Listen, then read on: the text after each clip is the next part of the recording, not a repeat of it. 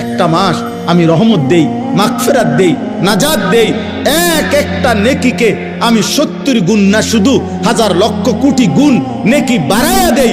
এত কিছু দিয়ে আমি চেয়েছি যেন আমার বান্দা জান্নাতি হয়, মুত্তাকি হয়। তুমি বান্দা কদর করো। আর যদি কোনোভাবেই কদর না করে, তো শেষ কথা হলো, মনে রাখবেন, রমজানকে যে কদর করে না, রমজানেও যে গুনাহ করে, রমজানেও যে জাহান্নাম থেকে বাঁচার চেষ্টা করে না, রমজানেও যে জান্নাতের আমল করার চেষ্টা করে না, ভাই আমার, ছেলেরা আমার, বাবা আমার, পর্দার আড়ালের মা বোন আমার, সবাইকে এই শেষ কথা বলি। আল্লাহ রসুল বলছে, জিব্রাইল আইসা রমজানের শেষ দিন নবীজিকে আইসা বলে গেছে, ইয়া রাসূল আল্লাহ, এত বড় রমজান পেল, ইফতার, সাহারি, তারাবি, এতেকাফ, শবে কদর, প্রতি ঘন্টা মিনিটে এত মাফ নেওয়ার সুযোগ থাকার পরেও যেই নাফরমান জাহান্নাম থেকে বাঁচার চেষ্টা করে নাই, গুনাহ থেকে আল্লাহর কাছে মাফ নেয় নাই, জান্নাতের জরুর আশা পূর্ণ করতে পারে নাই, আমল করতে পারে নাই, খোদার কসম নবীজি বলছে, জিব্রাইল আইসা বলছে, ইয়া রাসূলুল্লাহ, এমন নাফরমানের উপরে আল্লাহর লানত, আল্লাহর লানত, লানত, লানত। নবী বলছে আমিন, আমিন। মানে নবী বলছে, হ জিব্রাইল, আমিও বললাম আল্লাহ, এমন লানত আপনি কবুল করেন এই নাফরমান উম্মতের উপরে, আমি নবীরও লানত। যা, তোর রূপে খোদার লানত পড়ুক। যা, এত বড় রমজান তুই এখনো বিড়িয়ে খাস, এত বড় রমজান নাফরমান তুই আজও ওজনে কমে দে, তোর কিস্তি শেষ হয় না, সুদে শেষ হয় না, তোর নর্তকী দেখাই শেষ হয় না, তোর উলঙ্গ ছবি দেখাই শেষ হয় না, তোর জিনা ব্যভিচারে শেষ হয় না। তুই বেটি গত 11টা মাস বাজারে বাজারে ঘুরলা, এখনো রমজান, রমজান আইজও তোমার জুতা কিনা, 3 পিস কিনা শেষ হয় না। যা, গুনাহ থেকে বাঁচতে যেহেতু পারলাই না, জাহান্নাম থেকে বাঁচার চেষ্টা করলাই না, তো জিব্রাইল বলছে আল্লাহ তার উপরে লানত দিছে, জিব্রাইলও লানত দিছে। নবী বলছে আমিন, আমিও দিলাম। যা, তোর উপরে খোদার গজব পড়ুক। এরপরে এই নাফরমানকে বাঁচাবে কে? হ্যাঁ বলেন? অতএব বাবা, তামসা করো, কোনো অসুবিধা নেই। আমাদের সামনে মাহে রমজান, আমাদের সামনে মাহে রমজান। আল্লাহ তাআলা বলছে, ইয়া আইয়ুহাল্লাযীনা আমানু, হে ঈমানদারগণ, তোমরা আমার, পৃথিবীর আর কেউ শুনুক আর না শুনুক, মুমিন, তুমি বলতেছো তুমি মুমিন, তুমি বলছো তুমি মুসলমান, তোমার মুখ দিয়ে তো তুমি লা ইলাহা ইল্লাল্লাহ বলতেছো, তোমার মুখ দিয়ে তুমি মুহাম্মাদুর রাসূলুল্লাহ বলছো। অতএব আমি তোমার কাছে চাচ্ছি, কুতিবা আলাইকুমুস সিয়াম, তোমাদের জন্য আমি রোজাকে ফরজ করলাম, কামা কুতিবা আলাল্লাযীনা মিন ক্বাবলিকুম, তোমাদের পূর্ববর্তী ঈমানদারদের উপরেও আমি রোজা ফরজ করেছিলাম। কেন? লাআল্লাকুম তাত্তাকুন। আল্লাহ বলছে, গত 11 মাসে আমি চেয়েছি তোমাকে মুত্তাকি বানাইতে। আমি 11 মাস ধরে বলছি, ইত্তাকুল্লাহ, ইত্তাকুল্লাহ, ইত্তাকুল্লাহ, আল্লাহকে ভয় করো, আল্লাহকে ভয় করো, আল্লাহকে ভয় করো, আল্লাহকে ভয় করো। কিন্তু কোনো পাত্তা দিলা না বান্দা, কোনো পাত্তা দিলা না। ঠিক আছে বান্দা, যাও, আমি আল্লাহ আবারও দয়া করে সব বাদ দিলাম। 11 মাস বাদ, যাও, একটা মাস মাত্র এবার, আইয়ামাম মাদুদাত, 30টা দিন, গোনা গোনা 30 দিন, 31 দিন হবে না, 32 দিন লাগবে না, 30 দিন, 30 দিন, কথা কথাই, প্রয়োজনে একদিন কমায় এলামু, 29 দিন, হয় 29 নয় সর্বোচ্চ 30, 30টা দিন তুমি রমজান পালন করবা, একটা গুনাহ করবা না। চুরি, ডাকাতি, জিনা, ব্যভিচার, মদ, জুয়া, অশ্লীলতা, বেহায়াপনা, অসভ্যতা, নোংরামি, বেপরদিগি, উলঙ্গতা, অসভ্যতা, হারাম উপার্জন করবা না। আর জিকির করবা, তিলাওয়াত করবা, রোজা রাখবা, ইফতার করবা, সাহারি খাবা, তারাবি পড়বা, শেষ দশকে এতেকাফ করবা, শবে কদর তালাশ করবা, প্রতিদিন কাঁদবা, দোয়া করবা, মুনাজাত করবা। একটা মাস গুনে গুনে আমার ইবাদত আমলে কাটাইবা, গুনাহ থেকে বেঁচে থাকবা। আল্লাহ বলেন, আমি 30 দিনেই তোমারে মুত্তাকি বানায়া জান্নাতি বানায়া দেব, লাআল্লাকুম তাত্তাকুন। আল্লাহ তাআলা বলছে, বান্দা, কঠিন হবে না, কষ্ট হবে না, দেখো তুমি নিয়ত করলে পারবা। এখানে আছে, ইউরিদুল্লাহু বিকুমুল ইউসরা ওয়ালা ইউরিদু বিকুমুল উসরা। আল্লাহ তাআলা বলে, বান্দা, আমি যেমনে যেমনে রমজান সাজাইছি, রমজান, রোজা, ইফতার, সাহারি, তারাবি, এতেকাফ, শবে কদর, যেটা যেমনে সেটিং করছি, আল্লাহ বলে বান্দা বিশ্বাস করো, আমি আল্লাহ খেয়াল রাখছি তোমার যেন সহজ হয়, কঠিন যেন না হয়। এইভাবে আমি আল্লাহ বিধানটা আমি নিজের হাতে সাজাইছি। ইউরিদুল্লাহু বিকুমুল ইউসরা, তোমার কঠিন হবে না, তোমার কঠিন হবে না। আমি জানি তোমার ভিতর বাহির, তোমার শরীরের যোগ্যতা কদ্দুর, এ তো আমি দিছি বান্দা। তোমার শরীর স্বাস্থ্য, তোমার জীবন যৌবন আমি দিছি। তুমি অসুস্থ প্রচন্ড, কোনোভাবেই তুমি পারবা না, তো ঠিক আছে, ফামান কানা মিনকুম মারিদান, তুমি যদি প্রচন্ড অসুস্থ হও, যে অসুস্থতা রোগ বেড়ে যাবে রোজা রাখলে, তো ঠিক আছে, যখন সুস্থ হও তখন তুমি কাজা করে নিও। আল্লাহ বলছে লম্বা পথ সফর করবা, তোমার কষ্ট হবে মুসাফির, ঠিক আছে, তুমি ওই সময় রোজা ছেড়ে দিও, অন্য সময়ে যখন বাড়িতে থাকবা কাজা করে নিও।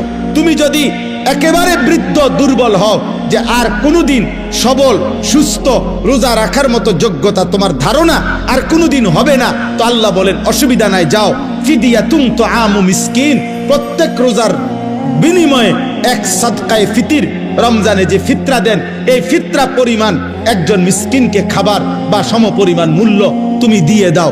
আল্লাহ বলেন সব রকমের সুযোগ রাখছি, প্রচন্ড দুর্বল হলে কি করবা, মুসাফির হইলে কি করবা, একেবারে বৃদ্ধ হইলে কি করবা, এইভাবে গর্ভস্থিত নারী যার গর্ভে বাচ্চা আছে তার জন্য কি করতে হবে, আল্লাহ তাআলা বলেন আলাদা আলাদা করে বলছি, কঠিন কিছু বলি নাই।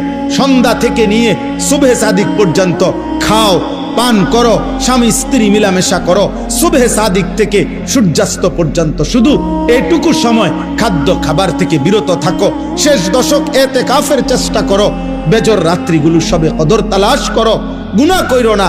বাজারে তো সারা বছরই যাইতে পারবা, কাপড় লুঙ্গি শার্ট শাড়ি থ্রি পিস জুতা এ তো সারা বছরই কিনতে পারবা। একটা মাস আমি রহমত দেই, মাগফিরাত দেই, নাজাত দেই, এক একটা নেকিকে আমি 70 গুণ না শুধু হাজার লক্ষ কোটি গুণ নেকি বাড়ায়া দেই। এত কিছু দিয়ে আমি চেয়েছি যেন আমার বান্দা জান্নাতি হয়, মুত্তাকি হয়। তুমি বান্দা কদর করো, আর যদি কোনোভাবেই কদর না করে তো শেষ কথা হলো মনে রাখবেন, রমজানকে যে কদর করে না, রমজানেও যে গুনাহ করে, রমজানেও যে জাহান্নাম থেকে বাঁচার চেষ্টা করে না, রমজানেও যে জান্নাতের আমল করার চেষ্টা করে না, ভাই আমার, ছেলেরা আমার, বাবা আমার, পর্দার আড়ালের মা বোন আমার, সবাইকে শেষ কথা বলি।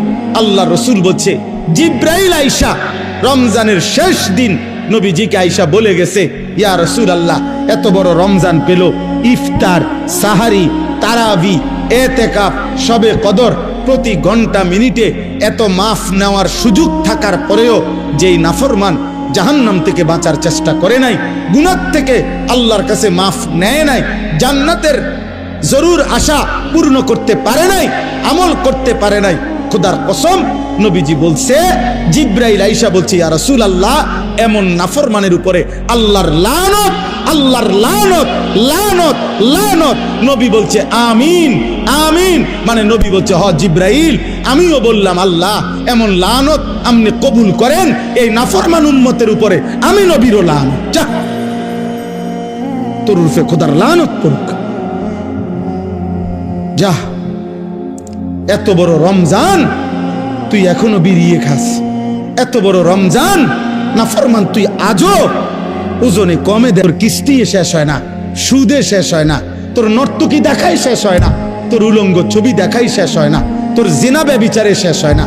তুই বেটি গত 11টা মাস বাজারে বাজারে ঘুরলা, এখনো রমজান, রমজান আইজও তোমার জুতা কিনা থ্রি পিস কিনা শেষ হয় না, যা।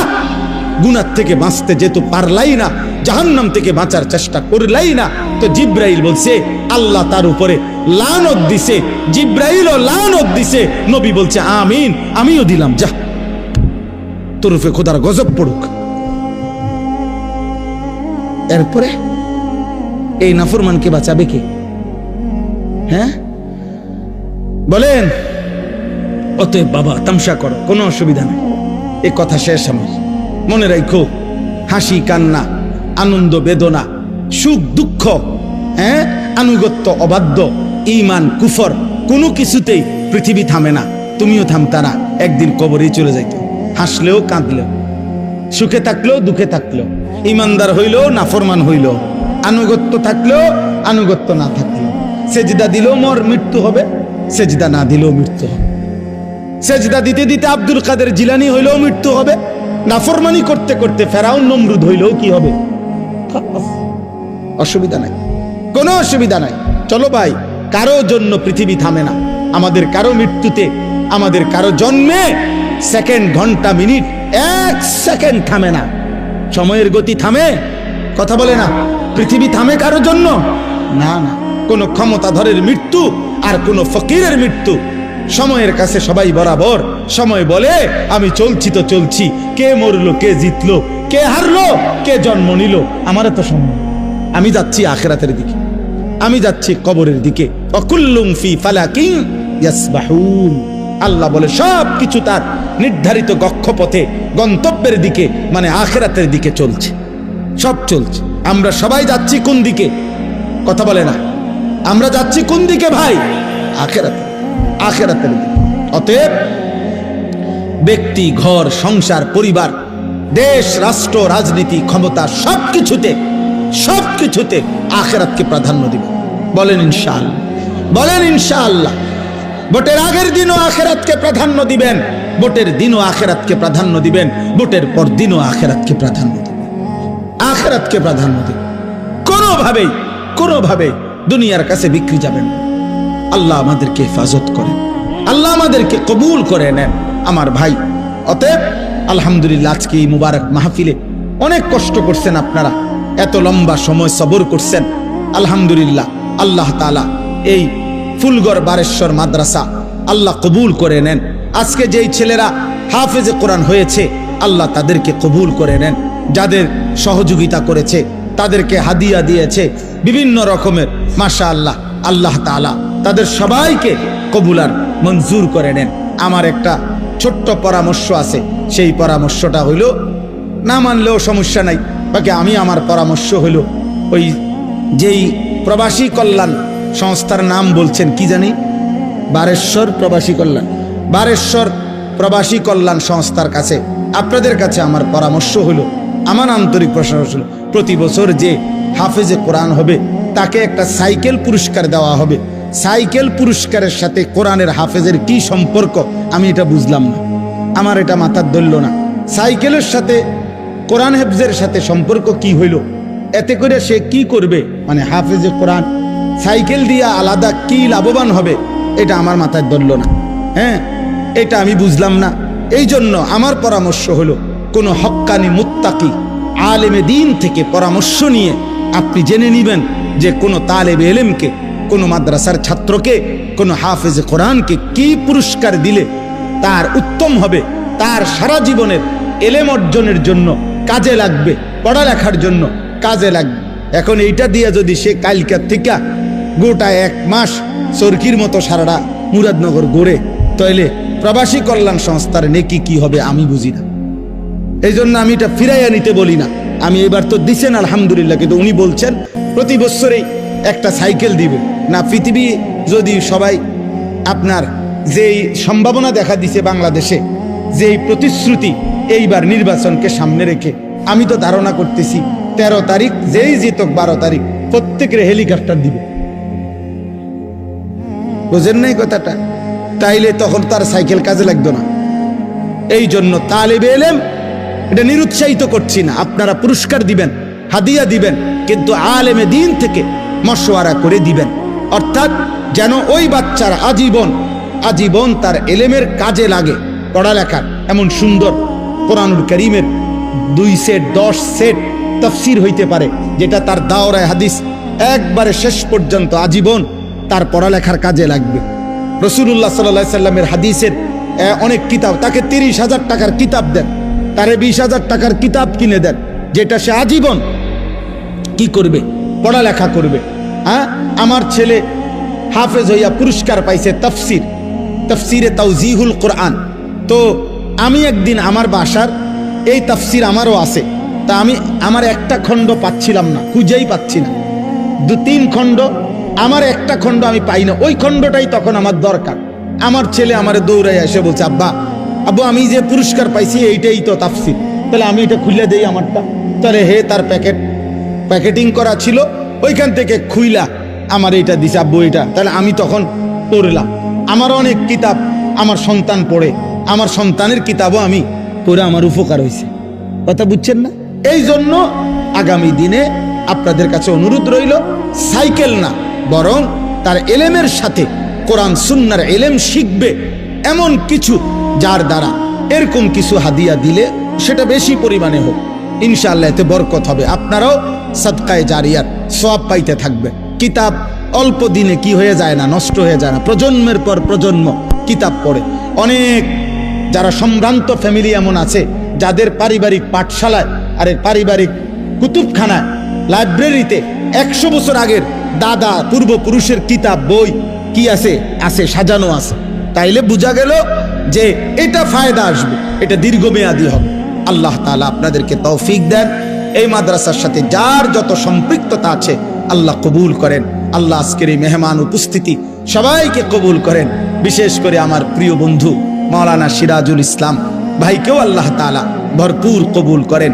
ছোটবেলার আমরা ছাত্র জীবনের দোস্ত ছিল, আজ অনেক দিন পরে দেখা হয়েছে। আল্লাহ তাআলা তাকে সুস্থতার সাথে আফিয়তের সাথে মানুষের কল্যাণে খেদমত করার তৌফিক দান করেন, আমিন। পবিত্র কোরআনুল কারীমের 2 নম্বর পারা 2 নম্বর সূরা, সূরাটির নাম সূরায়ে বাকারা। এই সূরার 183 নম্বর আয়াত আমি তেলাওয়াত করেছি। এই ছেলে, তোমার কি সমস্যা বাবা? আরে এদিকে ফিরো, তুমি ওইদিকে ফিরে বসো। 183 নম্বর আয়াত সূরায়ে বাকারা। এই আয়াতটি আমি তেলাওয়াত করেছি মাহে রমজানকে সামনে রেখে। পবিত্র কোরআনুল কারীমের সূরায়ে বাকারার এখানে 5টা আয়াত, 183 থেকে 187, 183, 84, 85, 86, 27। এই মোট 5টি আয়াতে রমজান, রোজা এবং রমজানের সাথে প্রাসঙ্গিক শরীয়তের বিধিবিধান, আল্লাহর বিধিবিধান আল্লাহ তাআলা বিস্তারিত এখানে উল্লেখ করেছেন। আমাদের প্রিয় নবী সাল্লাল্লাহু আলাইহি ওয়াসাল্লামের একটা মোবারক কথা বলো না আব্বা, কথা বলো না। ছেলেরা তোমরা একজন আরেকজনকে বুঝায় বলো, ভাই কথা বলতে দিও না। যে কোনো ভাবে কথা থামে না তারা বাইর করে দাও, বাইরে ছেড়ে দিয়ে আসো, দূরে আলগি দিয়ে 4 জনে দূরে। আমি ব্যক্তিগতভাবে কোনো প্রার্থী না, আমার কোনো ভোটে কোনো আমি প্রার্থী না, অতএব আমি আগের থেকেই ব্যাপক জনসমর্থন কখনোই প্রত্যাশা করি না। কারণ আমার তো আর ভোটে দাঁড়াইছি না, কাজে আমি এত অনেক জনসমর্থন আমার দরকার এমন কিছু না। আমি একটা দিল থেকে সবসময় ভাবি আল্লাহর কথা একজনকে বললেও নেকি হয়, তার আমার নেকি দরকার, তো সেটা অল্প মানুষকে বললেও সমস্যা কি। কিন্তু গাফিল মানুষ, ফালতু মানুষ, অমনোযোগী মানুষকে 1000 বছর বললেও লাভ নাই। যেই কলস উল্টানো, যেই জগ উল্টানো, উল্টানো কলসিতে 1 সাগর পানি ঢাললেও এটা কোনোদিন পুড়বে না, কারণ এটা তো কলসটা কি উল্টা। নবী সাল্লাল্লাহু আলাইহি ওয়াসাল্লাম এটা হাদিসে বলছেন, কিছু মানুষের অন্তর উল্টান কলসির মতো, কালকুজে মিরবাদান, উল্টানো কলসির মতো। নবীজি সাল্লাল্লাহু আলাইহি সাল্লাম বলছেন, মানে কলস উল্টান, দিলটাও উল্টান।